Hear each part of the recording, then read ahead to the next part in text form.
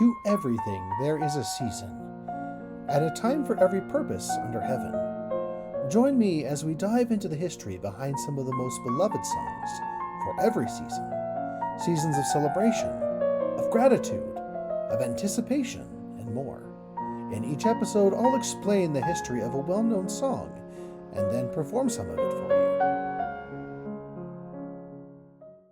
Though it is inextricably linked with the Air Force, today this song predates the existence of the U.S. Air Force.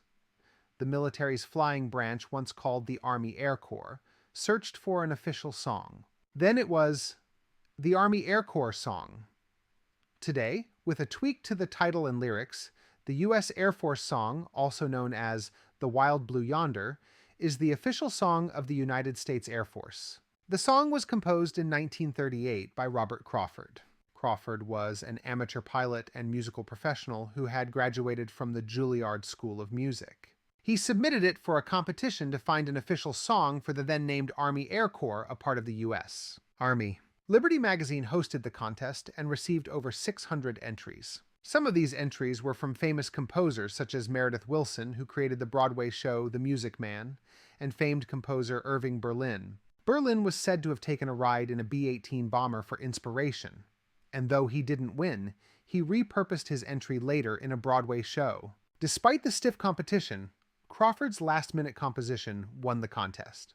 The contest was judged by a committee of Airmen's Waves, who unanimously chose Crawford's entry. Since then, the song has become an integral part of Air Force tradition and culture. It was officially unveiled at the Cleveland Air Races in 1939, with Crawford taking part in the inaugural performance. There is a center bridge section that is sometimes sung separately, called A Toast to the Host.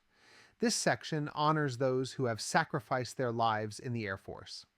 The lyrics are as follows. Here's a toast to the host, of those who love the vastness of the sky. To a friend we send a message of his brother men who fly. We drink to those who gave their all of old. Then down we roar to score the rainbow's pot of gold. A toast to the host of men we boast, the U.S. Air Force. After the establishment of the United States Air Force as a separate branch of the U.S. Armed Forces in 1947, the song's significance grew even further. It embodies the pride and the values of the Air Force community, serving as a source of inspiration and unity for service members. For many years, Air Force cadets found the words to the song stitched into their caps. The most incredible tribute, however, comes from the fact that astronauts carried the original page of Crawford's score to the moon during the Apollo 15 flight, which was manned by the first all-Air Force space crew. It brought new meaning to the song's use of the word yonder. The U.S. Air Force song is performed at various ceremonies, including graduations, commissionings, and official gatherings, reinforcing the sense of identity and cohesion among Air Force personnel. And it is likely the only military song ever brought to the moon. Off we go into the wild blue yonder, flying high into the sun. Here they come, zooming to meet our thunder. Atom boys, give 'em the gun, give 'em the gun. Down we dive, spouting a flame from under. Off with one terrible roar. We live in fame, or go down in flame. Nothing can stop the U.S. Air Force. Thank you for listening. May music fill this and every season of your life.